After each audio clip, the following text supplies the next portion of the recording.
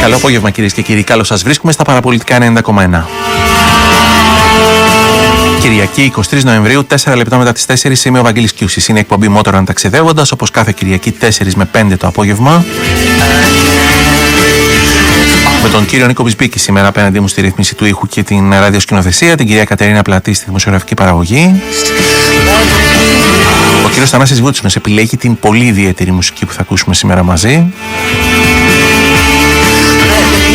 Και όλοι εσείς εκεί έξω επικοινωνείτε μαζί μας μέσω mail στη διεύθυνση radio@parapolitica.gr. Στα μέσα κοινωνικής δικτύωσης ακολουθείτε τον αγαπημένο σας ραδιοσταθμό στην πλατφόρμα X @parapolitica901 και στο Facebook Parapolitica 90,1 με ελληνικούς χαρακτήρες όμως.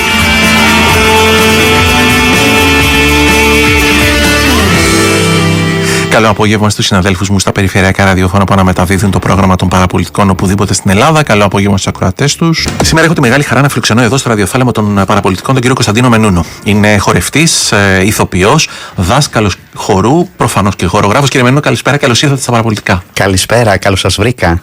Θέλω εδώ να εξομολογηθώ στους ακροατές των παραπολιτικών ότι προσωπικά τον κύριο Μενούνο τον γνώρισα πριν από περίπου 15 λεπτά. Δημοσιογραφικά ασφαλώς και τον γνωρίζω πολύ, καθώς δεν θα μπορούσα να κάνω μια εκπομπή όπως αυτή που πρόκειται να ακολουθήσει έως τις 5 χωρίς να γνωρίζω πράγματα για εκείνον και με τη συμβολή της κυρίας Πλατή ασφαλώς.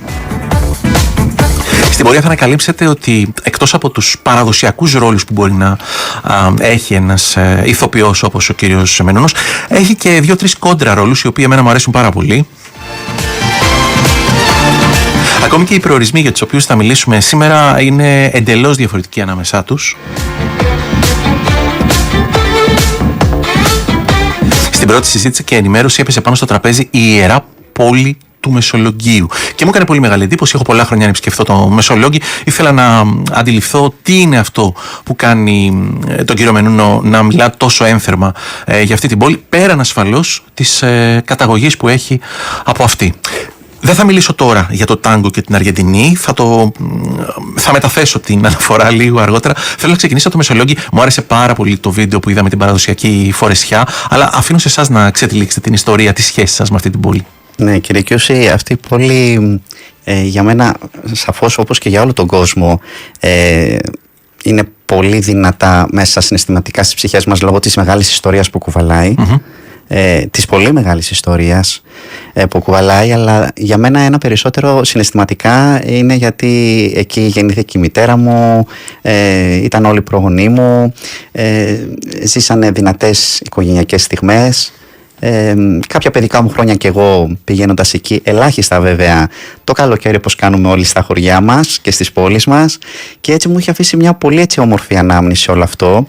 Και τα τελευταία χρόνια, δεν ξέρω, όσο μεγαλώνουμε γίνεται έτσι πολύ πιο δυνατός αυτός ο δεσμός της οικογένειας, και μ' αρέσει και πηγαίνω πάρα πολύ συχνά γιατί έχω ανακαλύψει και κάτι πολύ όμορφο που έχει το Μεσολόγγι, την ηρεμία της ψυχής και του πνεύματος. Ειδικά για εμάς τους καλλιτέχνες είναι ένας τόπος και ένας χώρος που εκεί γεμίζουμε δύναμη για τον χειμώνα που θα μας έρθει, για τα πράγματα που έχουμε να δημιουργήσουμε την επόμενη χρονιά, και εμένα με βοηθάει πάρα πολύ. Είναι το ησυχαστήριό μου.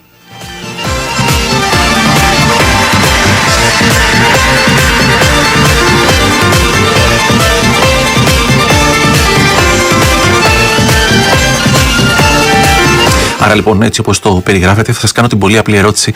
Αν πηγαίναμε μαζί στο Μεσολόγγι και ήταν για μένα η πρώτη φορά, τι θα μου δείχνατε σε αυτή την πόλη πρώτα? Σαφώς τα ιστορικά τοπία και μέρη, όπως είναι ο κήπος των Ηρώ, δεν το συζητώ, είναι σημείο αναφοράς με το που φτάνει στην πόλη, καθώς μπαίνοντας μέσα στην πύλη σας ταξιδεύω έτσι λίγο νοητά, μόνο και μόνο έτσι με τις σκέψεις μου που κάνω αυτή τη στιγμή. Θα μπαίναμε μέσα από την πύλη των Ηρώων, εκεί που έγινε αυτή η μάχη των πολιορκημένων, των ελεύθερων πολιορκημένων του Μεσολογγίου, και μετά σαφώς θα κατεβαίναμε προς τα κάτω και θα βλέπαμε αυτές τις υπέροχες εικόνες της λιμνοθάλασσας και των πελάδων που αποτελείται γύρω περιμετρικά όλο το Μεσολόγγι. Τα διάφορα πτηνά και πτηνά τα οποία δεν τα έχεις δει πουθενά εδώ στην Ελλάδα, που παίζουν, σαν να παίζουν με τη λιμνοθάλασσα και τον ουρανό, και όλο αυτό σε κάνει λες και είσαι σε μια άλλη διάσταση. Εκεί θα σας άφηνα να κάτσετε έστω και μόνος σας και να ταξιδέψει το πνεύμα σας στο απέραντο της λιμνοθάλασσας. Πραγματικά θα ήταν για σας, πιστέψτε με, έτσι μια πολύ ένα αντιβιωτικό της ψυχής σας και του πνεύματός σας για όλη αυτή τη δουλειά που κάνετε κι εσείς και έχετε φοβερό άγχος. Και γενικότερα θα σας βοηθούσε πάρα πολύ το να ελευθερώσετε πάρα πολλά πράγματα από το κεφάλι σας, ώστε να είσαστε πολύ πιο δυνατός.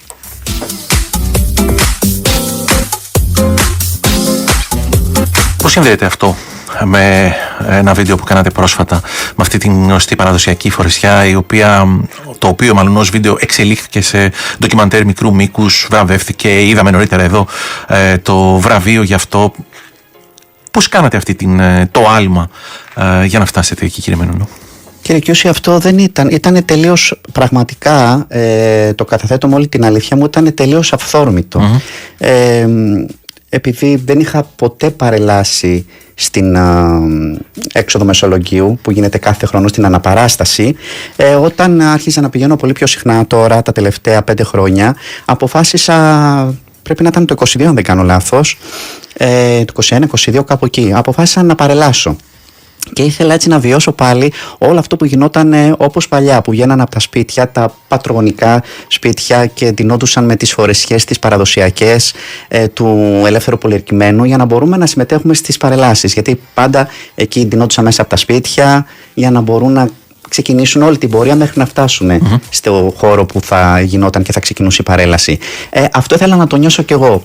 Συγκεκριμένα, επειδή πρέπει να γνωρίζεις πώς θα φορέσεις τη φορεσιά, με βοήθησε μια εκεί μεσολογγίτισσα του τόπου που τα γνωρίζει πολύ καλά. Καταπληκτική κυρία, είδα την τεχνική της στο βίντεο και βέβαια, με όλη την αγάπη. Ήταν σαν να βρισκόμουν στο διπλάνο δωμάτιο και να την παρακολουθούσα. Ναι, είναι φοβερή φιγούρα στο βίντεο. Η Αναστασία η Καλιάφα, καλή της ώρα, εκεί στο Νεοχώρι Μεσολογγίου, είναι χωριό του Μεσολογγίου, ανήκει στο Μεσολόγγι, καλή της ώρα, και με βοήθησε να ετοιμαστώ και να ντυθώ, γιατί έπρεπε να τα βάλω με μία σειρά όλα τα ρούχα. Και την υπέροχη βέβαια φορεσιά, γνήσια φορεσιά του Πλακίδα του Νίκου, ο οποίος τις φτιάχνει καταπληκτικές φορεσιές, γνήσια, από γνήσια υλικά, από πολύ καλά υλικά. Με τα άρματα, με τα άρματα, μάλιστα. Πολύ σημαντικό αυτά, πολύ σημαντικό αυτό που λέτε. Και έτσι αποφάσισα να το τραβήξω ένα βίντεο, να το έχω σαν ενθύμιο. Λέω, μέσα από το πατρογονικό σπίτι των 100 σχεδόν χρόνων που τότε οι προγόνοι μου ντυνόντουσαν και βγαίνανε και παρελάζανε τα τότε χρόνια, ήθελα να το βιώσω όλο αυτό κι εγώ. Και ο Λεωνίδας Τούμπος, ο κινηματογραφιστής αυτού του βίντεο και φωτογράφος, πήρε την πρωτοβουλία και μου λέει, Κωνσταντίνε, πάμε, ξεκινάμε να το βιντεοσκοπήσουμε. Όλη τη διαδικασία που δίνεσαι μέχρι που βγαίνεις για να πας στην παρέλαση. Και το βιντεοσκοπήσαμε, έτσι μου λέει να το έχεις για ενθύμιο. Το κράτησα εγώ στα αρχεία μου. Κάποια στιγμή εδώ στην Αθήνα συναντάω τον συνεργάτη μου και φίλο τον Χρήστο τον Αρφάνη, τον σκηνοθέτη, και μου λέει, Κωνσταντίνε, όλο αυτό γιατί να μην το έχεις ως ενθύμιο, όχι μόνο σε ένα αρχείο, να το έχεις ως ενθύμιο να μείνει μέσα στο διαδίκτυο κάπου και να το θυμόμαστε όχι μόνο εσύ και εμείς και όλοι οι προγονείς σου, οι μετέπειτα βέβαια γενιές των ανθρώπων μετά από σένα, και να το έχουν και αυτοί ως ενθύμιο. Του λέω, μα αυτό είναι κάτι πολύ δικό μου. Δεν πειράζει, μου λέει, άστο πάνω μου και θα δεις τι ωραίο θα βγει. Και αν δεν θέλεις, μου λέει, δεν θα το δημοσιεύσουμε παρά έξω. Η αλήθεια είναι, βάλε όλη την τεχνική του, πήρε όλα αυτά τα σπασμένα κομματάκια βίντεο, τα ένωσε, τα σκηνοθέτησε και με μια πολύ ωραία μουσική επένδυση το έκανε σαν να ήταν ένα ωραίο ντοκιμαντέρ, μια μικρή ταινία μικρού μήκους, και το φτιάξαμε, το είδα, με συγκίνησε πάρα πολύ. Το δείξα βέβαια και στους δικούς μου ανθρώπους και στην οικογένειά μου, τους άρεσε πάρα πολύ όλο αυτό και μου είπαν ότι ναι, βεβαίως θα πρέπει να μείνει αυτό κάπου, όχι έτσι απλά σε ένα αρχείο κρυμμένο, και ξεκινήσαμε να το δίνουμε έτσι σε κάποια φεστιβάλ κατά περιόδους για προβολή. Το ενδιαφέρον ήταν τεράστιο και ξεκινήσανε μετά το ένα μετά το άλλο να μας φέρνει βραβεία. Με αυτό θα επιστρέψουμε αμέσως μετά το πρώτο διαφημιστικό διάλειμμα. Επαναληφθάμε, Κοέι Μότορ ταξιδεύοντας στα παραπολιτικά 90,1 σήμερα Κυριακή 23 Νοεμβρίου. Αυτό που ακούμε ασφαλώς και είναι το μουσικό θέμα της ταινίας το Ταγκό των Χριστουγέννων. Επιστρέψαμε στο 2011, μια ταινία με πολύ μεγάλη επιτυχία, σε σκηνοθεσία του Νίκου Κουτελιδάκη, βασισμένη στο μόνιμο μυθιστόρημα του Γιάννη Ξανθούλη, με πρωταγωνιστές τον Γιάννη Μπέζο, τον Γιάννη Στάνκογλου, τον Αντίνο Αλμπάνη και ασφαλώς την κυρία Βίκη Παπαδοπούλου.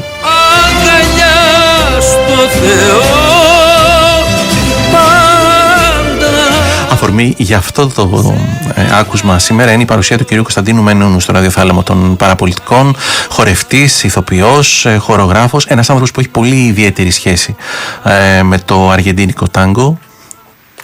Αλήθεια, το λέω τάγκο ή ταγκό. Η ταινία επιγράφεται το ταγκό των Χριστουγέννων. Ο Γιώργος Νταλάς, ωστόσο, ερμηνεύοντας, είπε το τάγκο, δεν είπε το ταγκό. Οπότε, ποια είναι η σωστή εκφορά? Εμείς οι άνθρωποι του χώρου το λέμε αργεντίνικο τάγκο, γιατί έχουμε και το ευρωπαϊκό που λέγεται ταγκό. Μάλιστα. Για να τα ξεχωρίζουμε, γιατί πολλές φορές ο κόσμος τα έχει λίγο μπερδεμένα στο μυαλό του. Και νομίζω ότι είναι και τα δύο ένα τάγκο.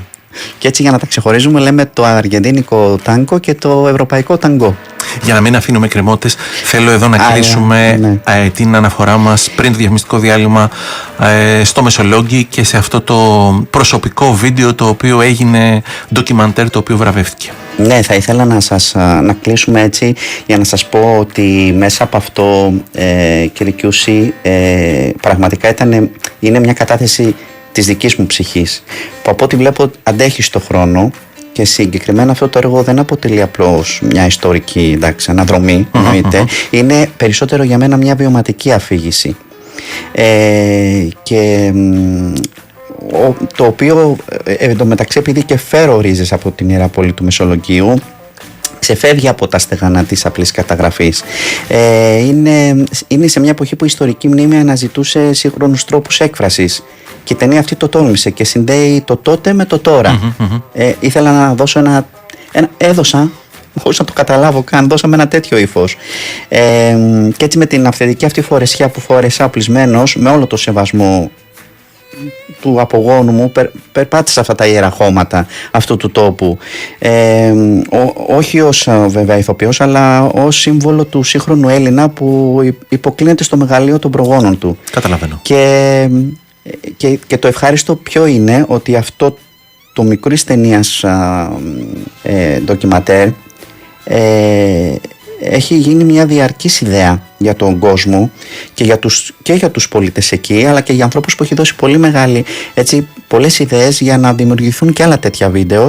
Και από ό,τι μαθαίνω, φέτος έχουν ξεκινήσει πολλοί κόσμος και δημιουργεί τέτοια βίντεο, και αυτό είναι ευχάριστο. Είναι πολύ ευχάριστο που αυτό το βίντεο ήταν έτσι, ας το πω έτσι, προπομπός της επετείου των 200 χρόνων.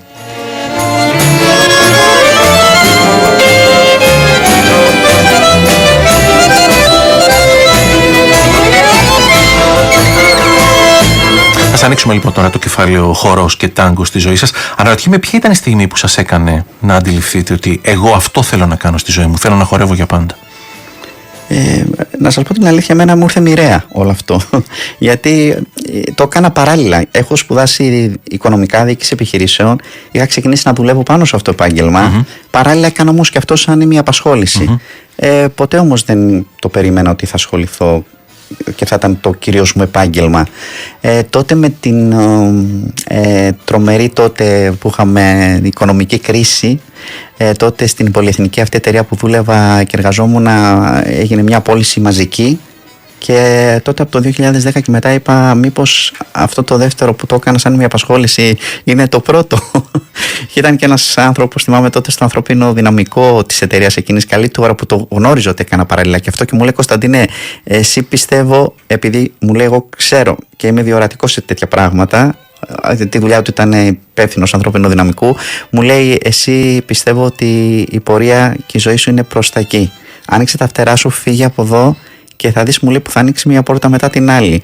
Εγώ, επειδή είμαι και ένας άνθρωπος πολύ σταθερός σε όλα τα πράγματα, το πήρα, στεναχωρήθηκα. Γιατί λέω να φύγω, γιατί έτσι να μας απολύσουν και όλα αυτά. Αφού μου άρεσε η δουλειά μου. Και το είχα έτσι στο μυαλό μου, τα κάνω παράλληλα το χορό. Και όμως αυτός ο άνθρωπος είχε μεγάλο δίκιο. Τεράστιο δίκιο. Όντως, μετά, μόλις φεύγω από την εταιρεία, αυτή που εργαζόμουν χρόνια, όντως η μία πόρτα άνοιγε μετά την άλλη του χορού, και έτσι όλο αυτό πήρε σάρκα και οστά, και απόκτησε και μια αναγνωρισιμότητα πέραν των προσδοκιών μου, και αυτό ήρθε μοιραία. Στην περίπτωση σας επαληθεύεται η φράση που αναφέρει πως όλα γίνονται για κάποιο λόγο τελικά? Από τότε, πιστέψτε με, ό,τι και να μου έχει συμβεί στη ζωή μου, αμέσως βάζω τη λογική μπροστά και λέω, συνέβη γιατί κάτι άλλο θα έρθει, κάτι άλλο καλύτερο, κάθε εμπόδιο για καλό. Και όντως μου έχει βγει έτσι.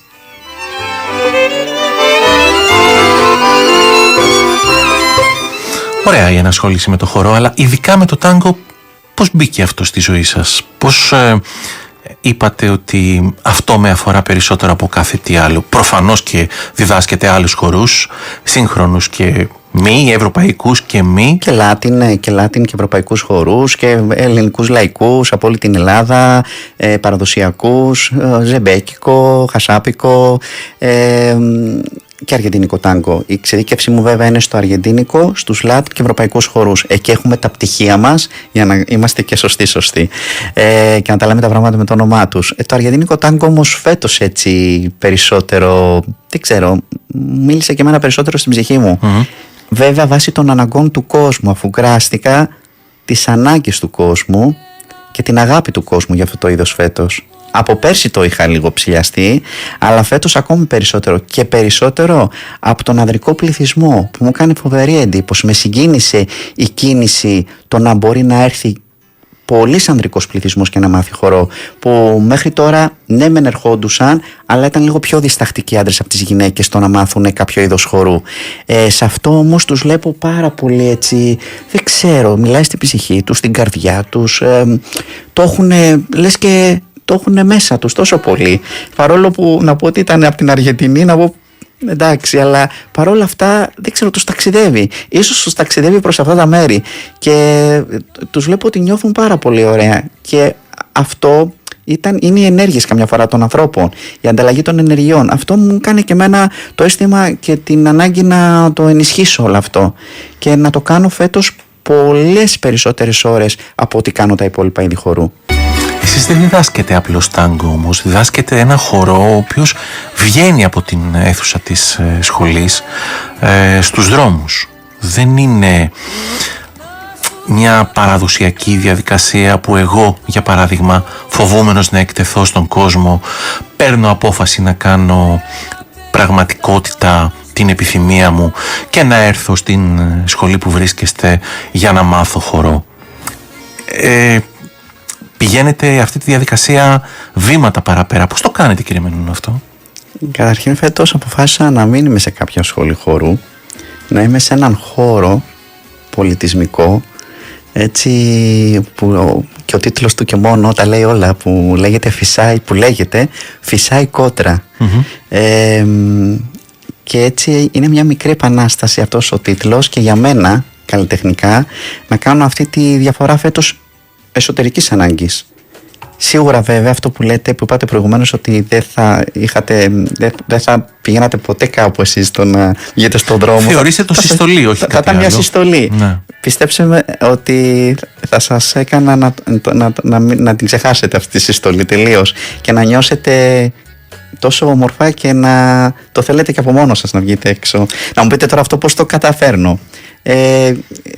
Τελείως έτσι το έκανα και εγώ δοκιμαστικά, γιατί χορεύω μέσα στην αίθουσα με τα παιδιά, εκπαιδεύοντάς τα βήματα του αργεντινικού τάγκο, αλλά σαν φινάλε στο τέλος αφήνω ένα τραγούδι και κλείνουμε να το χορεύουμε έξω στο δρόμο, όπως γινόταν παλιά. Ανοίγετε την πόρτα και βγαίνετε έξω όλοι μαζί? Ανοίγουμε την πόρτα, βγαίνουμε έξω, έχουμε το ηχείο μας, σταματάνε στο δρόμο τα αυτοκίνητα που θα περάσουν από το στενό, οι άνθρωποι από τα μπαλκόνια βγαίνουν και μας βλέπουν, γιατί όχι. Έτσι γινόταν παλιά, γιατί το αργεντίνικο τάγκο ήταν ο χώρος που χορευόταν στα πεζοδρόμια, στους δρόμους.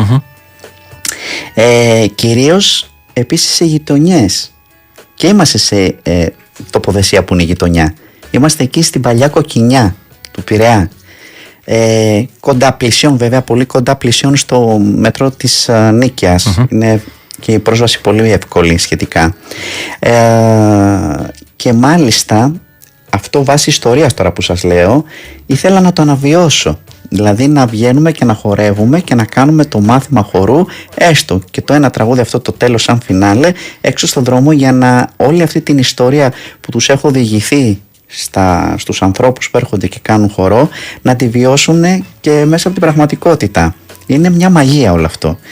Και αν παρατηρήσετε, είδατε τι ακούσαμε τώρα, τα λεφτά μου όλα δίνω για ένα ταγκό, δηλαδή τι πάθος και τι ένταση σου δίνει αυτή η έκφραση των λέξεων. ίσως αυτό είναι που κάνει και τους άντρες αλλά και τις γυναίκες να είναι φέτος πολύ πιο παθιασμένοι χορευτικά με αυτό το είδος. Αναφερθήκατε νωρίτερα με τη λέξη παιδιά. Νομίζω ότι ο χορός δεν έχει ηλικία, έτσι δεν είναι? Ναι, και εγώ είτε μεγάλος είτε μικρός είναι κάποιος μαθητής ή μαθήτρια, επειδή είναι μαθητές μου και μαθήτριές μου, τους θεωρώ παιδιά μου πραγματικά. Ναι, γιατί γινόμαστε όλοι παιδιά εκείνη την ώρα και όπως λέω πολλές φορές σε όλους τους συμμετέχοντες, ότι όσοι χορεύουν δεν μεγαλώνουν ποτέ. Όπως το περιγράφετε, το κάνετε, σε μένα τουλάχιστον, να ακούγεται σχετικά εύκολο το να ασχοληθεί κάποιος με το τάγκο και να μάθει. Είναι? Ναι, είναι αρκετά εύκολο, όσο και δύσκολο να σου φαίνεται ότι το βλέπεις οπτικά ως τρίτος απ' έξω. Εγώ πιστεύω, κατά δική μου άποψη, θεωρείται από τους εύκολους χορούς και χορευτικά, αλλά από όλα τα υπόλοιπα είδη. Εύκολος ρυθμός, ειδικά ρυθμικά, δεν σε δυσκολεύει να μπεις στο ρυθμό όσο πως τα υπόλοιπα είδη χορού. Θα πρέπει επίσης να σημειώσω εδώ ότι παρόλο που στην Ελλάδα δεν έχουμε σαν λαός επίσης αυτή την κουλτούρα του χορού, ούτε μουσικά ούτε ρυθμικά, παρόλα αυτά μέσα από αρκετές μεγάλες προσπάθειες που γίνονται για την ανάδειξη του είδους από ανθρώπους που προσβεύουν χορευτικά αυτό το είδος, αυτού του χορού, όλα βλέπουμε ότι υπάρχει μια αυξημένη πληροφόρηση και ενδιαφέρον από όλες τις ηλικίες των ανθρώπων και κυρίως θα έλεγα από άνδρες, όπως σας είπα και πριν, και φαίνεται ότι τους αρέσει αρκετά τόσο για το υφός, το χορευτικό και είδος, όσο και ότι τους είναι, ξέρετε τι γίνεται, τους είναι και πιο πολύ προσιτό κινησιολογικά. Μου άρεσε πολύ η λεπτομέρεια που είπατε εκτός μικροφώνου πριν ξεκινήσουμε την εκπομπή σχετικά με τη σχέση, ωραία ελληνικά, αλλά θα το πω, του άνδρα με το τάγκο, ναι, και του παρτνέρ ή της παρτνέρ που έχει. Το γεγονός δηλαδή ότι τάγκο χορεύουν και άνδρες με άνδρες. Ναι, άνδρας με άνδρας ιστορικά. Αυτό επίσης θα ήθελα να το σημειώσω. Μπράβο, γιατί το αναφέραμε και off air.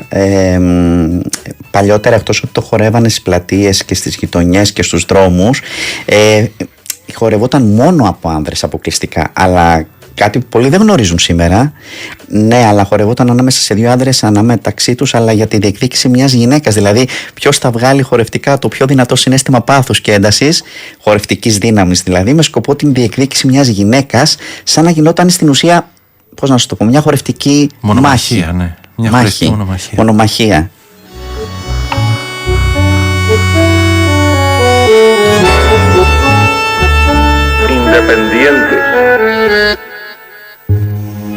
Μια προφανής ερώτηση που μου έρχεται αμέσως στο μυαλό είναι ότι αν θέλω να δω πραγματικό τάγκο θα πρέπει να ταξιδέψω στην Αργεντινή, για παράδειγμα, για να βιώσω εκεί τον χορό στο αυθεντικό περιβάλλον του. Είναι έτσι ή απλά είναι η ιδέα ενός ανθρώπου που βάζει ετικέτες, βάζω εγώ τον εαυτό μου στη θέση του άνθρωπου, βάζει ετικέτες στα πράγματα και λέει πως αν θες να φας γνήσια κουζίνα εθνική θα πρέπει να πας στη χώρα που την δημιουργεί, ή αν θες να δεις πραγματικό τάγκο θα πρέπει να ταξιδέψεις στην Αργεντινή για να το δεις. Εντάξει, σίγουρα από εκεί που γεννιέται το κάθε είδος χορού είναι ότι πιο καλύτερο να το παρακολουθήσεις, εννοείται, αλλά σίγουρα υπάρχουν και δυνατοί άνθρωποι, δυνατά χαρτιά ανθρώπων που έχουν μελετήσει τόσο πολύ σε βάθος αυτό το είδος, αλλά και τα υπόλοιπα είδη, που μπορούν να το πλησιάσουν πάρα πολύ, έτσι όπως θα το βλέπεις και εκεί.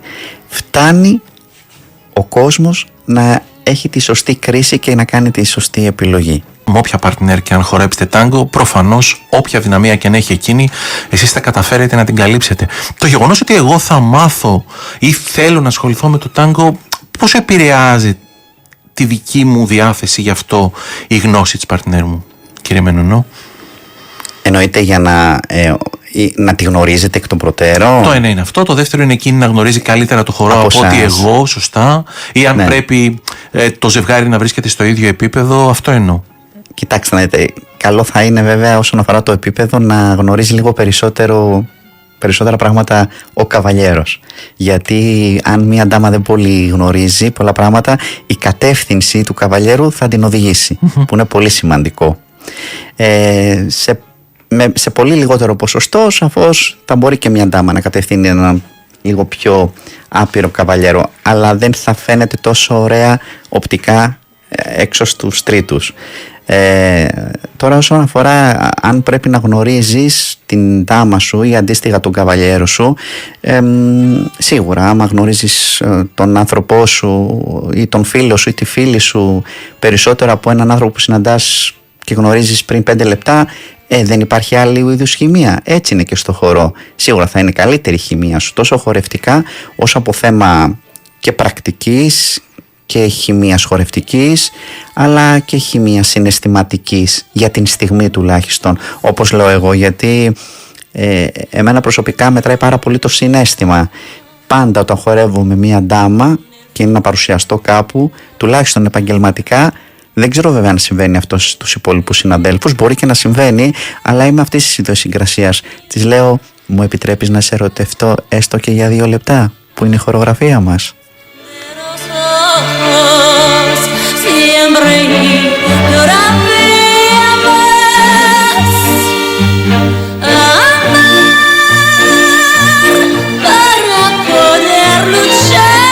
Αισθάνεστε το χορό με τον ίδιο τρόπο όταν τον χορεύετε για επαγγελματικούς λόγους σε μια τηλεοπτική εκπομπή, για παράδειγμα, ή στο θέατρο, από το να χορεύετε στο χώρο που μου περιγράφατε πριν για τη δική σας ευχαρίστηση?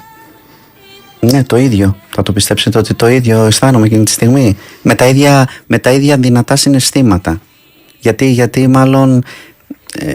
γιατί συμβαίνει αυτό, δική μου έτσι σκέψη, γιατί είμαι πολύ ερωτευμένος με αυτό το κομμάτι του χορού και δεν με διαφοροποιεί αν θα το χορέψω στον δικό μου χώρο ή θα το χορέψω στο θέατρο ή θα το χορέψω τηλεοπτικά. Δίνω το 100% μου εκείνη την ώρα και συναισθηματικά, γιατί εκείνη τη στιγμή βρίσκομαι σε μια άλλη διάσταση συναισθηματική δική μου. Και αυτό μου αρέσει, γιατί αυτό εισπράττει και ο κόσμος από κάτω. Γιατί κύριε Κιούση, ξέρετε, δεν να ξέρω 5 βήματα 10, δεν είναι να είμαι ο άρτιος τεχνικά, χορευτικά. Αν δεν βγάλει συναίσθημα και δεν μιλήσει αυτό που βλέπει ο θεατής κάτω στο κοινό, δεν έχει περάσει τίποτα από κάτω. Δεν έχει αγγίξει τίποτα και κανέναν. Και πιστέψτε με, θα φύγει ο θεατής άδειος. Και δεν είναι σωστό και δεν είναι ωραίο. Έχω 2-3 ερωτήσεις ακροατών μπροστά μου που θέλω να σας κάνω, μάλλον μετά το επόμενο διαφημιστικό διάλειμμα. Αλλά όπως το περιγράφετε, όπως βιώνετε εσείς στο χορό και προφανώς έτσι τον διδάσκετε, απαιτείται μια σχετική πειθαρχία. Αυτή η πειθαρχία δεν στεγνώνει λίγο το συναίσθημα? Δεν κάνει τα πράγματα λίγο πιο μηχανιστικά? Για μένα τουλάχιστον, που θα είμαι μαθητής, όχι για εσάς που γνωρίζετε όπως τη ζωή σας το τάγκο. Όχι, εγώ το περνάω διαφορετικά. Η πειθαρχία θα χρειαστεί κατά τη διαδικασία της εκπαίδευσης. Όταν είναι να φτιάξουμε μια χορογραφία για να την παρουσιάσουμε, θα πρέπει να το αφήσουμε στην άκρη αυτό το κομμάτι και να βάλουμε το συναίσθημα. Άλλο το ένα, άλλο το άλλο. Η πειθαρχία είναι μέχρι το σημείο της προετοιμασίας. Από εκεί και πέρα, αφού το κάνεις δικό σου όλο αυτό, μέσα από την πολλή δουλειά, τελείωσε μετά από εκεί πέρα. Πρέπει να μιλήσει μόνο και μόνο το συναίσθημα, γιατί πλέον τις γνώσεις, ό,τι ήταν να τις πάρει, τις έχεις πάρει.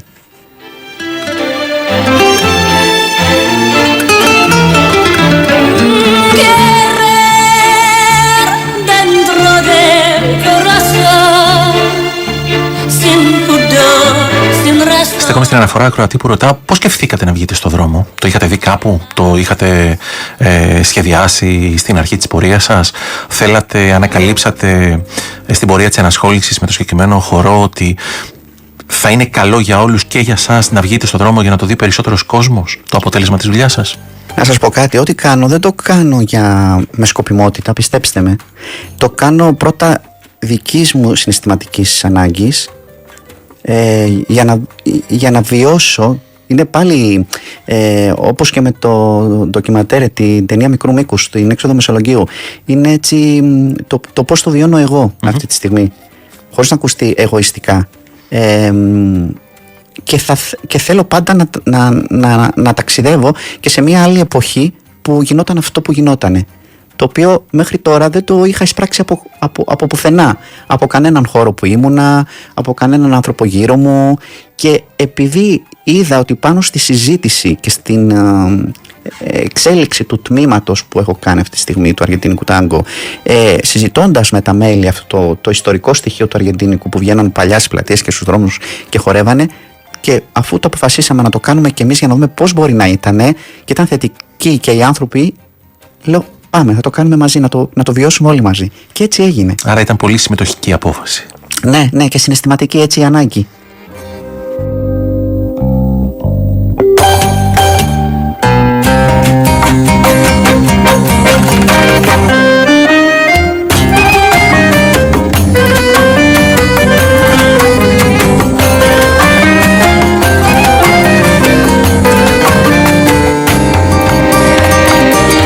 «44 λεπτά μετά τις 4 πηγαίνουμε τώρα στο δεύτερο, τελευταίο για σήμερα διαφημιστικό διάλειμμα. Μένετε εδώ, Παραπολιτικά 90,1. Επανήλθαμε, εγώ είμαι Μότρονα ταξιδεύοντας στα Παραπολιτικά 90,1. Σήμερα Κυριακή 23 Νοεμβρίου, φιλοξενώντας στο ραδιοθάλαμο τον κύριο Κωνσταντίνο Μενούνο.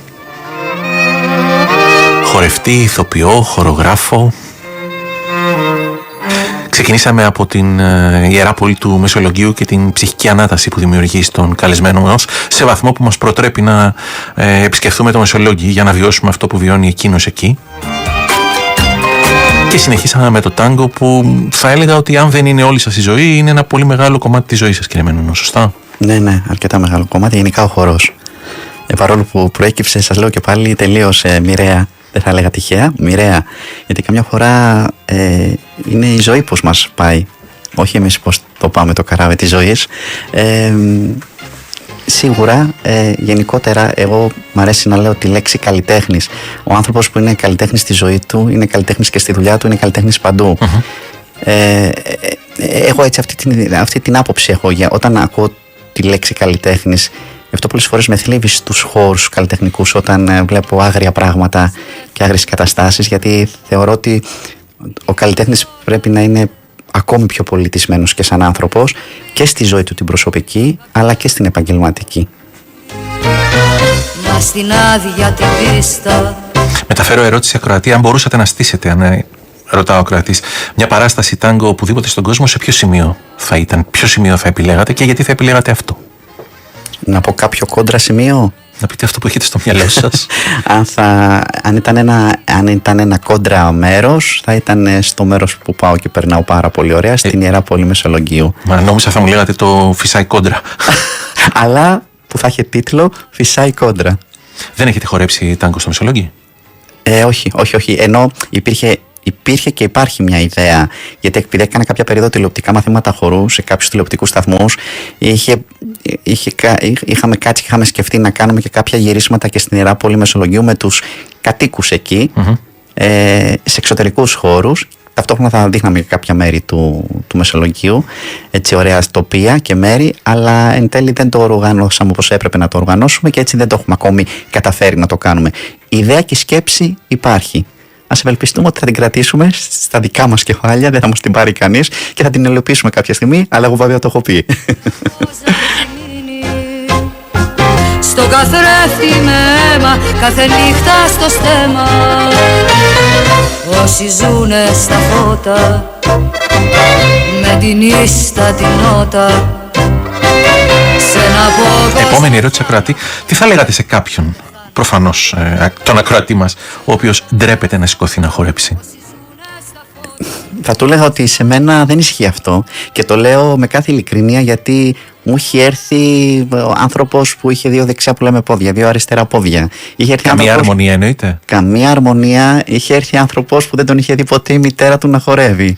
Και όταν τέλος πάντων ανέλαβα τη χορογραφία του γάμου του με την μέλουσα σύζυγός του, στο γάμο σύσσωμο το σόι πέσανα πάνω και με αγκαλιάζαν και με φυλάγανε και μου λέγανε έκανε θαύμα, ας πούμε, γιατί δεν πιστεύαμε ποτέ ότι θα σηκωνόταν να χορέψει το δικό του το παιδί, και ήταν πολύ συγκινητικό αυτό για μένα.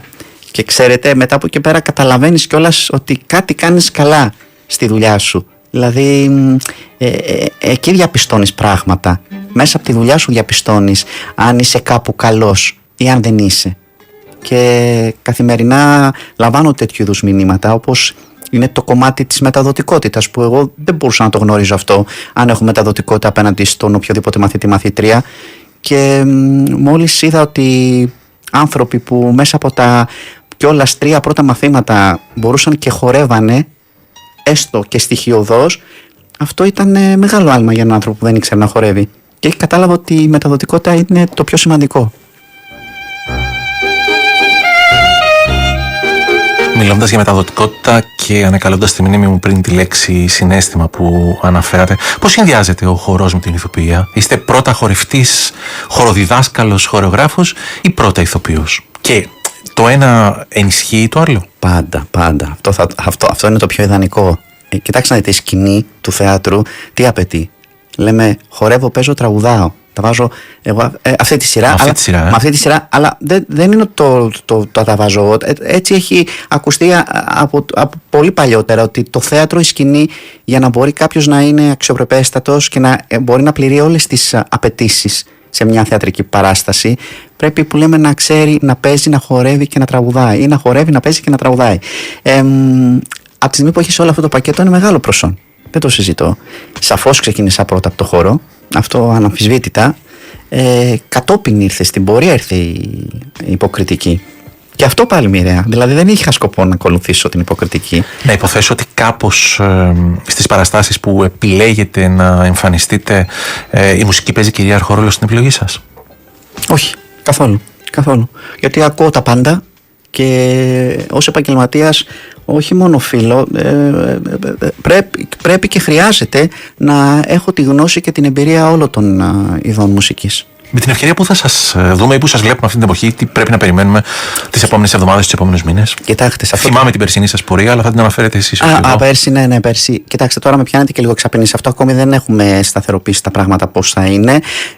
Πέρσι ήμουνα στο Περοκέ με τον κύριο Μάρκο Σεφερλή στην πολύ ωραία παραγωγή του Τούτσι, Τούτσι The Musical, της παλιάς ταινίας με τον Dusty Hoffman. Πολύ ωραία παραγωγή, πήγαμε πάρα πολύ καλά και αφήσαμε ένα υπόλοιπο παραστάσεων ακόμη και είπαμε θα το συνεχίσουμε και για τη φετινή χρονιά. Είμαστε στην αναμονή για το πότε θα ξεκινήσει η παράσταση εκ νέου και πρώτο Θεός θα είμαστε και πάλι στο Περοκέ.